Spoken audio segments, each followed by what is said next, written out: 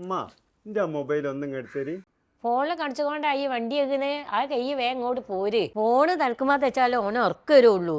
എല്ലാരും ഇപ്പൊ ഫോണിൽ തന്നെയാണ്. മൂത്തോക്കി വർത്താനം പറയാൻ ആർക്കും നേരമില്ല. ഫോണിൽ നോക്കി കുത്തിന്നാലേ കണ്ണങ്ങ് അടിച്ചു. പിന്നെ ഫോണിൽ നോക്കാൻ കണ്ണുണ്ടാവൂല. നിങ്ങൾ കണ്ണടക്കേണ്ടി വന്നത് ഫോണിൽ നോക്കിട്ടാ? ഈ ഇപ്പൊ എന്തിനാ എന്റെ കണ്ണുമലേ കേറുന്നേ? നല്ലോണം കണ്ണ് കാണുന്നവരെ കാര്യാ ഞാൻ പറയുന്നത്.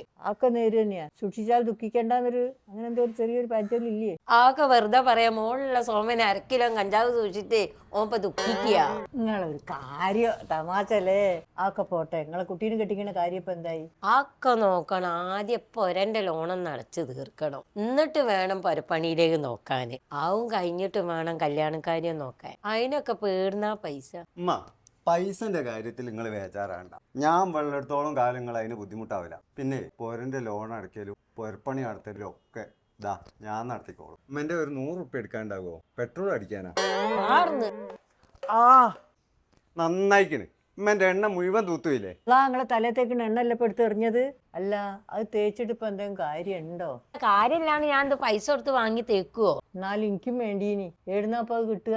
എനിക്കറിയില്ല എവിടുന്നാ വാങ്ങിയെന്നുള്ളത്. സാബി തകഴുന്നാ കിട്ടുന്നൊക്കെ ഞാൻ പറഞ്ഞുതരാം. നിങ്ങളൊരു 100 ഉറുപ്പ്യ എടുക്കി പെട്രോൾ അടിക്കാനാ. 100 ഉറുപ്പ്യൊക്കെ ഞാൻ തരാം. ഈ എല്ലാവർക്കും ഇത് പറഞ്ഞു കൊടുക്കാൻ നിൽക്കണ്ട. വയ്യേക്ക് എനിക്ക് അത് കിട്ടൂല. സാബിത്താക്ക് മാത്രമല്ല, ഞാൻ നാട്ടുകാർക്ക് മുഴുവൻ പറഞ്ഞു കൊടുക്കും. മക്കളെ, ഈ മുടി നിങ്ങൾക്ക് ആർക്കെങ്കിലും വേണമെങ്കിൽ ഈ നമ്പറിൽ ബന്ധപ്പെട്ടോളി.